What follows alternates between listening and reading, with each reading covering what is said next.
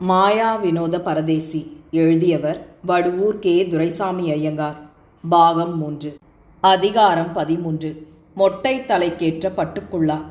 பகுதி 1. நிச்சயதார்த்தத்திற்காக குறிக்கப்பட்டிருந்த தினமாகிய வெள்ளிக்கிழமை இரவு கோமளேஸ்வரன் பேட்டையில் ரமாமணியம்மாள் முதலியோரை அங்கஹீனப்படுத்திவிட்டு ஓடி வந்தவர்களான இடும்பன் சேர்வைக்காரனது ஆட்களுள் 16 மனிதர்கள் பிடிபட்டு போயினர். அவர்கள் எல்லோரையும் போலீசார் உடனே அழைத்து போய் விசாரணை கைதிகளை அடைத்து வைக்கும் சப்ஜெயிலில் பந்தோபஸ்தாக அடைத்து வைத்தனர்.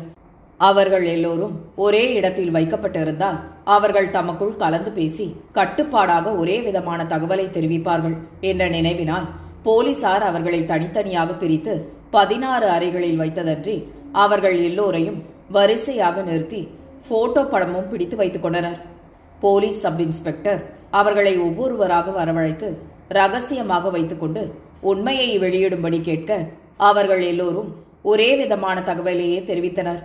தாங்கள் சந்தைகள், கடைகள், ரயிலடி முதலிய இடங்களில் நின்று மூட்டைகள் எடுத்து வேலை செய்யும் கூலி ஆட்கள் என்றும், அந்த இரவில் தாங்கள் தங்கள் வழக்கப்படி கோமளேஸ்வரன் பேட்டையில் வீட்டு திணைகளில் மூளைக்கொருவராய் படுத்திருந்த காலத்தில் அவ்விடத்தில் உண்டான பெருத்த கூக்குரலை கேட்டு தாங்கள் திடுக்கிட்டு விழித்து எழுந்து ஓடி வந்ததாயும், கல்யாண வீட்டில் திருடர்கள் புகுந்து அடித்துவிட்டு ஓடியதைக் கண்டு பயந்து தாங்களும் அவர்களை சேர்ந்தவர்கள் என்று ஜனங்கள் எண்ணிவிடப் போகிறார்களே என்று நினைத்து அஞ்சி ஓடியதாகவும், அந்த சமயத்தில் தம்மை போலீசார் பிடித்து கொண்டதாகவும், உண்மையில் தாங்கள் எவ்வித குற்றமும் செய்யாத நிரபராதிகள் என்றும் அழுத்தம் திருத்தமாக கூறினர். அந்த 16 மனிதர்களும் தமக்குள் ஒருவரை ஒருவர் அப்போதைக்கப்போது பார்த்திருக்கலாம். ஆயினும் ஒருவருக்கொருவர் உறவாவது சிநேகமாவது பரிச்சயமாவது இல்லை என்று அவர்கள் கூறினர். அவர்கள் சென்னைக்கு வரும் முன்னரே இடும்பன் சேர்வைக்காரன் அவர்களுக்கு நன்றாக பாடம் ஏற்றி வைத்திருந்தான். ஆதலால் போலீசார் எவ்வளவோ நயமாகவும் பயமுறுத்தியும் வற்புறுத்தியும் கேட்டும் உண்மையை அவர்களிடத்திலிருந்து கிரகிக்க எத்தனித்ததெல்லாம் வீணாய் முடிந்தது. என்னை நீங்கள் கொன்றாலும் கொள்ளுங்கள், நான் யாதொரு பாவத்தையும் அறியேன், நான் திருடவும் இல்லை, யாருக்கும் எவ்வித கெடுதலும் செய்யவில்லை என்று ஒவ்வொருவனும் கடைசி வரையில் ஒரே சாதனையாய் சாதித்துவிடவே போலீசார் அவர்கள் சொல்வது ஒரு கால் உண்மையாயிருக்குமோ என்ற சந்தேகத்தை கொள்ளத் தொடங்கி அவர்கள்தான் உண்மையான குற்றவாளிகளா என்பதை தாம் வேறு சாட்சிகளின் மூலமாகவே ருஜுப்படுத்த வேண்டும் என்று நினைத்து ரமாமணியம்மாள் முதலியோர் சௌக்கியம் அடைந்து சரியான நிலைமைக்கு எப்போது வருவார்கள் என்று நிரம்பவும் ஆவலோடு எதிர்பார்த்திருந்தனர். ரமாமணியம்மாள், அவளது தாய், தந்தை, பக்கிரியா பிள்ளை, போய் ஆகிய ஐவரும் சென்னை பெரிய ஆஸ்பத்திரியில் ஒரு பிரத்யேகமான கூடத்தில் 5 கட்டில்களின் மீது படுத்திருந்தனர். அக்னி திராவகம் கொட்டப்பட்டதனால் பக்கிரியா பிள்ளையின் முகம் முழுவதும் வெந்து புண்பட்டு போயிருந்தமையால் கழுத்திற்கும் மேல்பட்ட பாகம் எல்லாம் மருந்து பூசப்பட்டிருந்தது. ரமாமணியம்மாளின் மூக்கிலும் போயின் கண்களிலும் மற்ற இருவரது காதுகளிலும் மருதுகள் வைத்து பெரிய துணிக்கட்டுகள் போட்டிருந்தார்கள். ஆதலால் வீக்கத்தினாலும் துணிக்கட்டுகளினாலும் அவர்களது முகங்கள் பார்வைக்கு நிரம்பவும் பயங்கரமாக தோன்றின.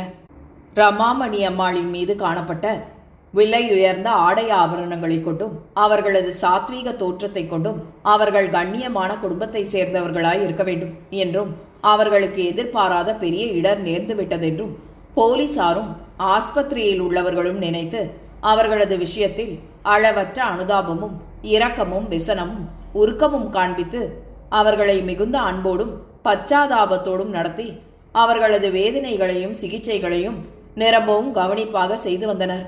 ஆரம்பத்தில் அவர்கள் முற்றிலும் ஸ்மரணையின்றி பிணங்கள் போல கிடந்த காலத்தில் அவர்கள் எல்லோரையும் ஒன்றாக வைத்து போலீசார் போட்டோ படம் எடுத்து வைத்துக் கொண்டனர். ஏனெனில் அவர்கள் பிழைக்காமல் இறந்து போவார்களாகில் அவர்கள் இன்னார் என்பதை அறிந்து கொள்வதற்கு அனுகூலமாயிருக்கும் என்று அவர்கள் அவ்வாறு படம் பிடித்து வைத்துக் கொண்டனர்.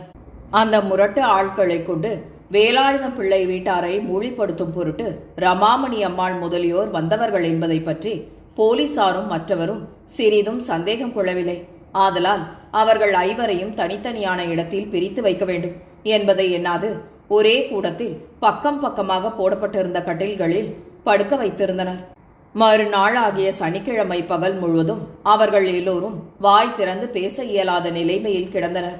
அக்னி திராவகத்தின் எரிச்சலை தாங்க மாட்டாமல் புழுவை போல துடித்துடித்திருந்த பக்கிரியா பிள்ளை அன்றைய தினம் மாலையில் தாங்கள் இன்னார் என்ற விவரத்தை மாத்திரம் வெளியிட்டானே அன்றி மற்ற விவரம் எதையும் தெரிவிக்காமல் நரக வேதனை அனுபவித்திருந்தான். சனிக்கிழமை இரவில் மற்ற எல்லோரும் சிறுக சிறுக தெளிவடையத் தொடங்கி தங்களுக்கு நேரிட்ட பேரிடரையும் தாங்கள் இருந்த நிலைமையையும் உணரத் தொடங்கினர். இடும்பன் சேர்வைக்காரனுடைய ஆட்கள் தங்களை வேலாயுதம் பிள்ளை முதலியோர் என்று ஆள் மாறாட்டமாக எண்ணி அவ்வாறு அங்கஹீனப்படுத்திவிட்டார்கள் என்பதும் அவர்களுக்கு எளிதில் விளங்கிவிட்டது. இனி தாம் தமது ஆயுள் காலம் முழுவதும் வெளியில் தலை காட்டாமல் வீட்டிற்குள்ளேயே இருக்க வேண்டியதான பெருத்த அவகேட்டை அந்த மனிதர்கள் தங்களுக்கு உண்டாக்கிவிட்டார்களே என்பதை எண்ண எண்ண அவர்களது மனம் கட்டில் அடங்காமல் கொதித்து அந்த ஆட்களின் மீது மிகுந்த ஆத்திரம் கொண்டதனாலும் அவர்கள் வேண்டும் என்று அவ்வாறு தங்களுக்கு கெடுதல் செய்யவில்லை என்ற எண்ணம் அடிக்கடி தோன்றியது. ஆகையால் அவர்கள் தங்களை தாங்களே நொந்து கொண்டனர். போலீஸ் இன்ஸ்பெக்டர் ஆஸ்பத்திரியை விடுத்து சென்ற பிறகு 2 நாழிகை காலம் கழிந்தது. நமது நீர்மேல் குமிழி நீலலோசனி அம்மாள் மடி சஞ்சியும் கையுமாக ஆஸ்பத்திரிக்குள் வந்து சேர்ந்தாள். அவளது முகம் நிரம்பவும் விசனகரமாகவும் வாட்டமடைந்தும் இருந்தது. தேகம் பதறி துடித்துடித்தது. கண்களிலிருந்து கண்ணீர் அருவி போல கன்னங்களில் வழிந்து கொண்டிருந்தது. அத்தகைய பரிதாபகரமான நிலையில் வந்து தோன்றிய நீலலோசனி அம்மாள் ரமாமணி அம்மாள் முதலியோர் இருந்த கூடத்திற்குள் விரைவாக நுழைந்து, விசாலாட்சி அம்மா, குழந்தாய் ரமாமணி, நீங்களா இங்கே படுத்திருக்கிறீர்கள்? ஐயோ, என்ன கொடுமை, என்ன கொடுமை! ஆகா, உங்களை பார்க்க என் இருதயம் வெடித்துவிடும் போல இருக்கிறதே. ஐயோ, உங்களுக்கு என்ன காலம் வந்ததோ? ஆகா, அந்த போலீஸ் ஜவான் சொன்னதை கேட்டபோது அது சுத்த பொய் என்றல்லவா நான் நினைத்தேன். அவன் சொன்னது போலவே காரியம் நடந்திருக்கிறதே. எப்பேற்பட்ட வேளையில் நீங்கள் அந்த சத்திரத்தை விட்டு புறப்பட்டீர்களோ தெரியவில்லையே. ஆகா, அந்த திருடர்கள் உங்களை எப்பேற்பட்ட கொடுமைக்கு ஆளாக்கி விட்டார்கள். அவர்களுடைய தலையில் இன்னமும் இடி விழவில்லை. இவ்விதமான அட்டூழியத்தை பார்த்து கொண்டு கோவிலில் உள்ள தெய்வங்கள் எல்லாம் சும்மா இருக்கின்றனவே. அட பாவிகளா, சண்டாள துரோகிகளா, இப்படியும் செய்ய உங்கள் மனம் எப்படி துணிந்ததோ? உங்களுடைய கைகள் தான் கூசாமல் இந்த அக்கிரமத்தை எப்படி செய்தனவோ? படுபாவிகள், படுபாவிகள் என்று கூறி நிரம்பவும் உருகி தவித்து கண்ணீரை ஆராய் பெருகி ஓலமிட்டழ அவ்விடத்தில் இருந்த வைத்தியசாலை சிப்பந்திகள், யாரம்மா அது?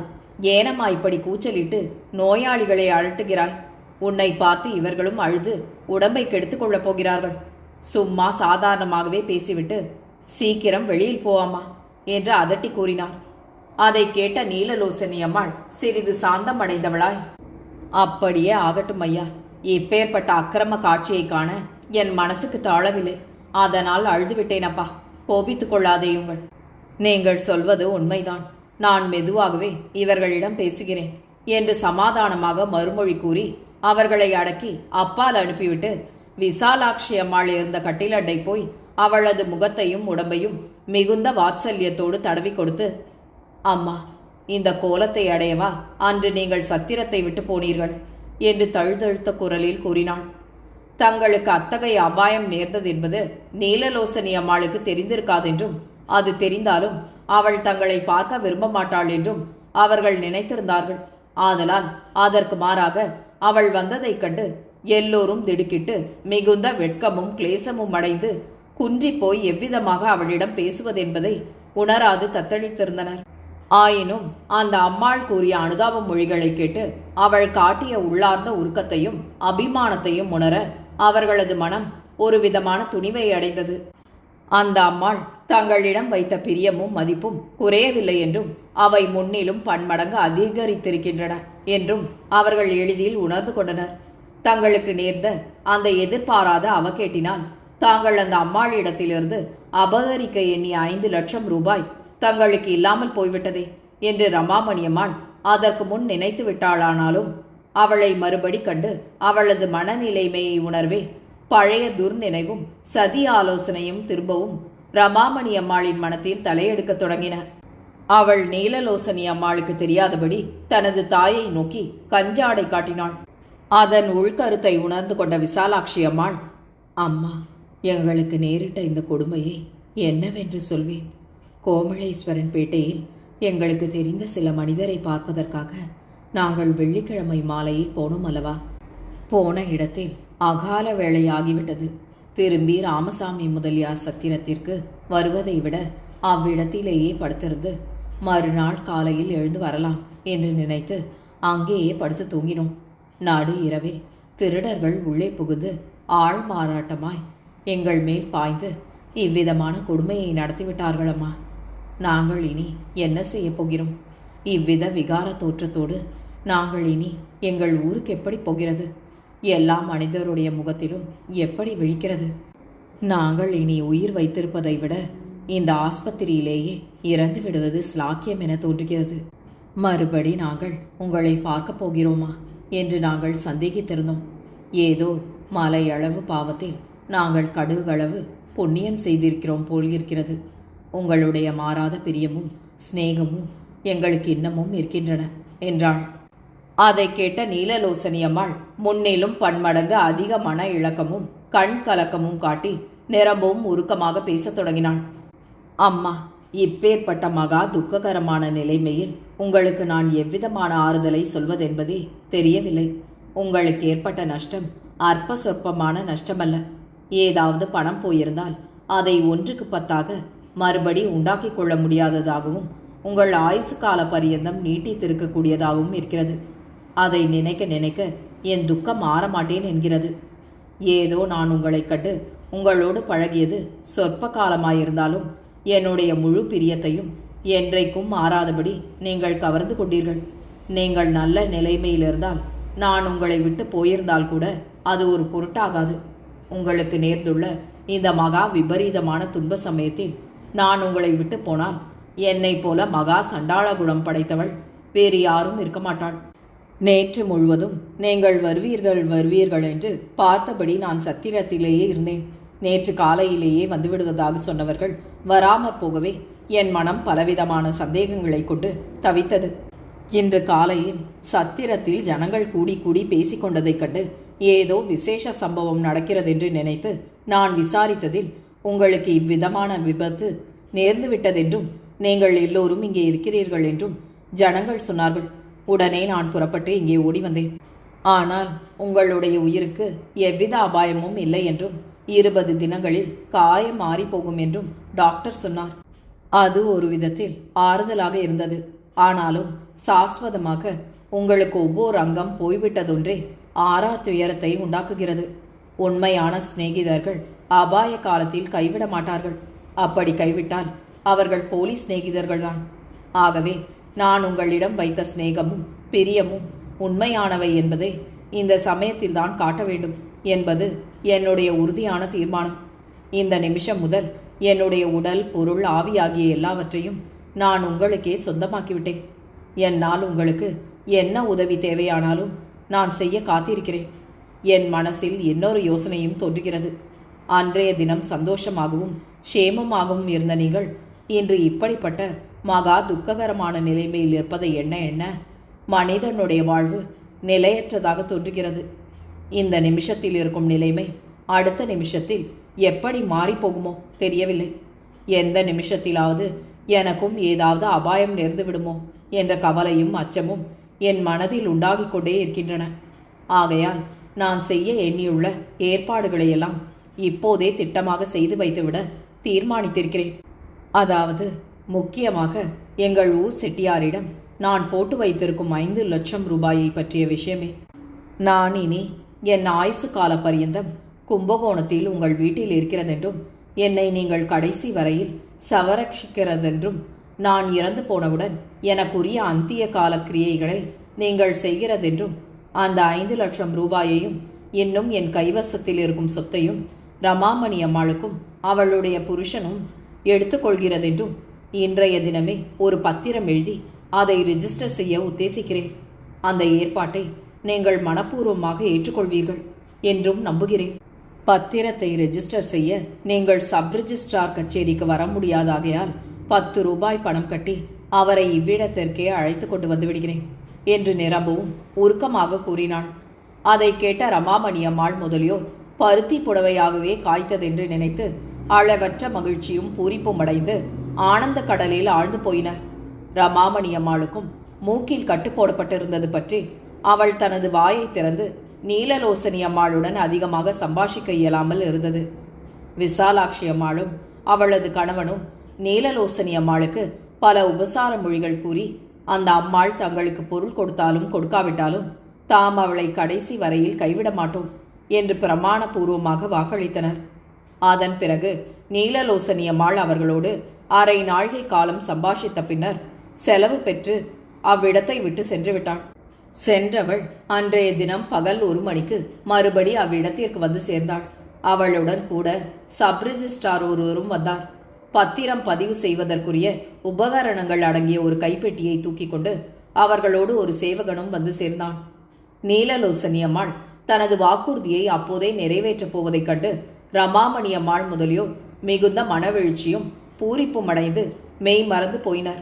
உடனே நீலலோசனி அம்மாள் தனது கையில் வைத்திருந்த பத்திரத்தை சப் ரிஜிஸ்ட்ராரிடம் கொடுத்து, ஐயா, இது ஒரு உடன்படிக்கை பத்திரம்.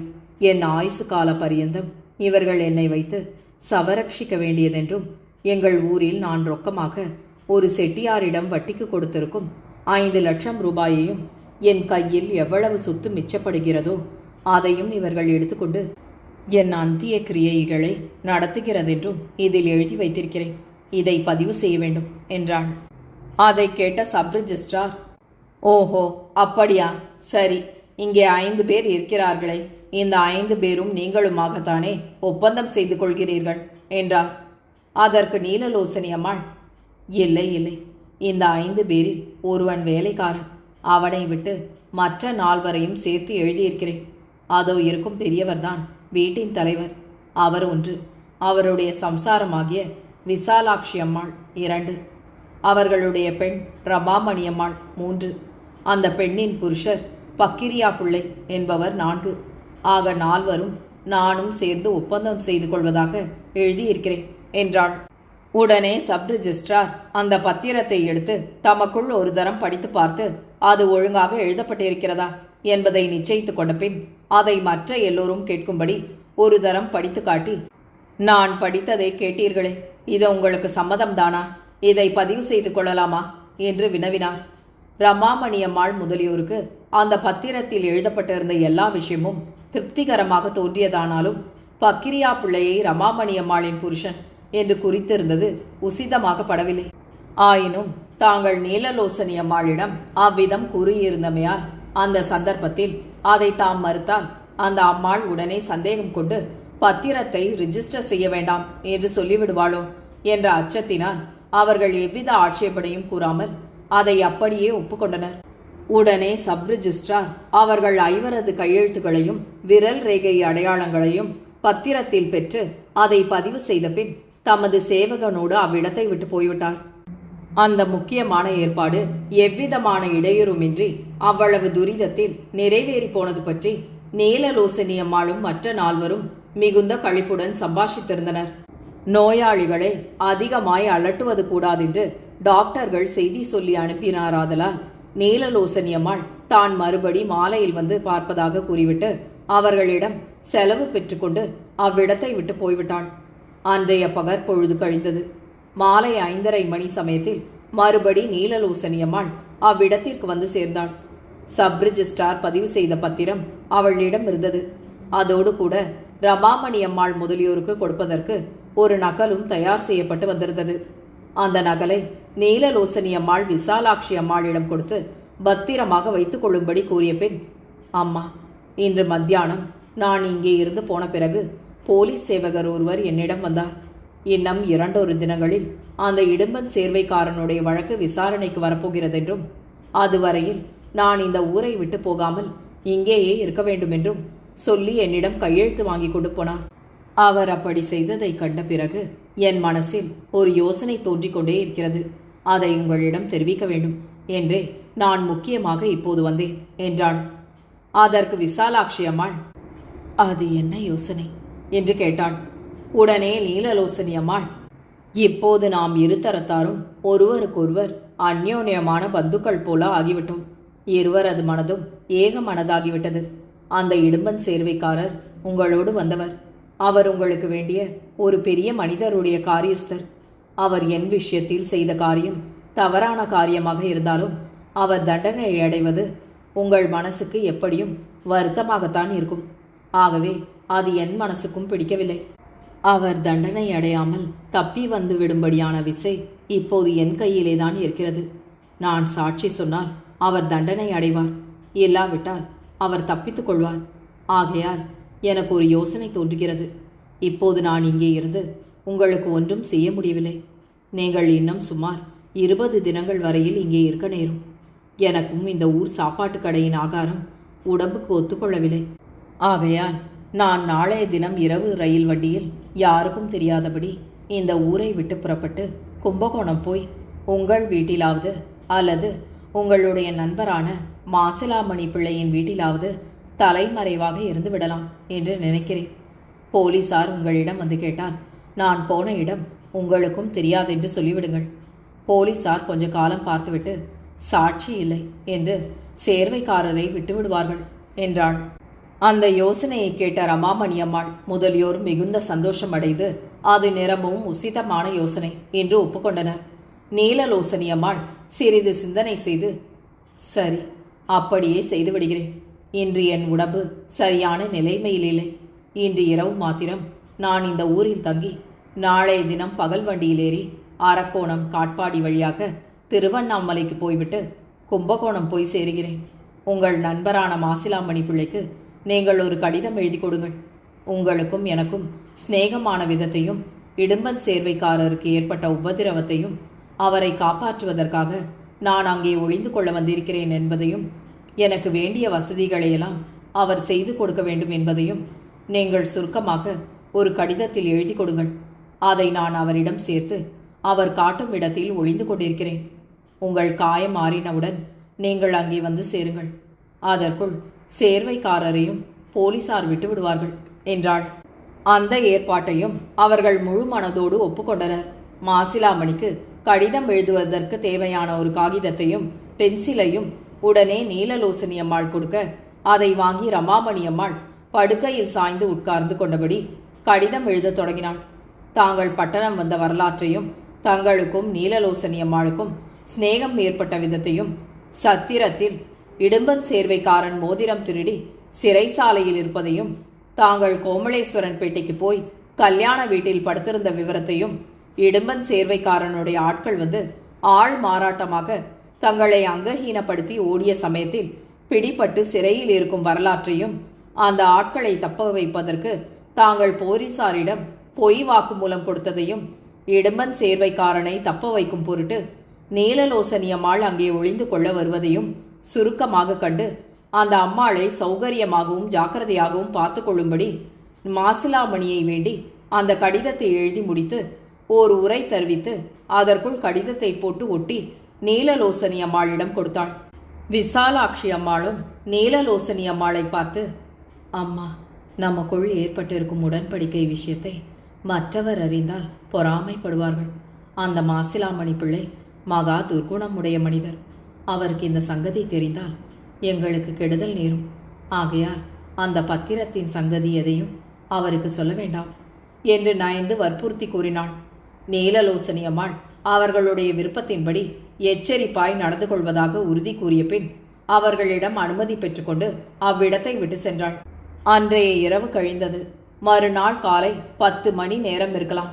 நீலலோசனி அம்மாள் மறுபடியும் ஆஸ்பத்திரிக்கு வந்து சேர்ந்து ரமாமணி அம்மாள் முதலியோருக்கு எதிரில் போய் நின்றாள். ஊருக்கு போவதாக சென்றவள் மறுபடி வந்தது அவர்களுக்கு நிரம்பவும் ஆச்சரியகரமாக இருந்தது. அதுவும் அன்றி அந்த அம்மாள் ஒருவித கிளேசத்தோடு வந்திருந்ததும் தெரிந்தது. அதை கண்ட விசாலாட்சி அம்மாள், என்ன அம்மா விசேஷம், எப்போது ஊருக்கு புறப்பட போகிறீர்கள் என்றாள். உடனே நீலலோசனி அம்மாள் மிகுந்த கிளேசத்தோடு, என்ன போங்கள், நான் ஒரு மூட காரியம் செய்துவிட்டேன். இன்று காலையில் நான் சமுத்திர ஸ்நானம் செய்துவிட்டு போஜனம் முடித்துக்கொண்டு ரயிலில் ஏற உத்தேசித்து சமுத்திரத்தில் இறங்கி ஸ்நானம் செய்தேன். நீங்கள் நேற்று மாசிலாமணி பிள்ளைக்கு எழுதி கொடுத்த கடிதம் என் மடியில் இருந்தது என்பதை மறந்து நான் தண்ணீரில் மூழ்கிவிட்டேன். கடிதம் சமுத்திரத்திற்குள் எங்கேயோ விழுந்து காணாமல் போய்விட்டது. கரை ஏறியவுடன் எனக்கு கடிதத்தின் ஞாபகம் வந்தது. மடியில் தேடி பார்க்கிறேன், கடிதம் இல்லை. என் மடி சஞ்சியில் இருக்கிறதோ என்றும் பார்த்தேன், அதிலும் இல்லை. அதற்காகத்தான் நான் மறுபடி இங்கே வந்தேன். இன்னொரு கடிதம் எழுதும்படியான சிரமத்தையும் துன்பத்தையும் ரமாமணி அம்மாளுக்கு நான் கொடுக்க நேர்ந்து விட்டதை பற்றி என் மனம் நிரம்பவும் வருந்துகிறது என்று நயமாக கூறினாள். அதை கேட்ட ரமாமணி அம்மாள் இனிமையாக நகைத்து, இதுதானா ஒரு பெரிய காரியம்? இதோ ஒரு நிமிஷத்தில் இன்னொரு கடிதம் எழுதி கொடுக்கிறேன். மறதி என்பது எல்லோருக்கும் உள்ளதுதானே என்று தன் உதட்டை அசைத்து முணுமுணுத்து மெதுவாக பேசினாள். நீலலோசனி அம்மாள் மறுபடி காகிதம், பென்சில், உரை ஆகிய மூன்றையும் கொடுக்க ரமாமணி அம்மாள் அவற்றை வாங்கி முன் போலவே இன்னொரு கடிதம் எழுதி உரைக்குள் போட்டு ஒட்டி மேல் விலாசம் எழுதி நீலலோசனி அம்மாளிடம் கொடுத்தாள். அதை பெற்றுக்கொண்ட அந்த அம்மாள் முடிவாக அவர்களிடம் செலவு பெற்றுக்கொண்டு அவ்விடத்தை விட்டு வெளியே சென்று விட்டாள். வடுவூர் கே. துரைசாமி ஐயங்காரின் இந்த நாவலை உங்களுக்காக வாசித்தது நிமா மனோ. கேட்டு மகிழ்ந்து விரும்பி பகிர்ந்து பதிவு செய்யவும். நன்றி.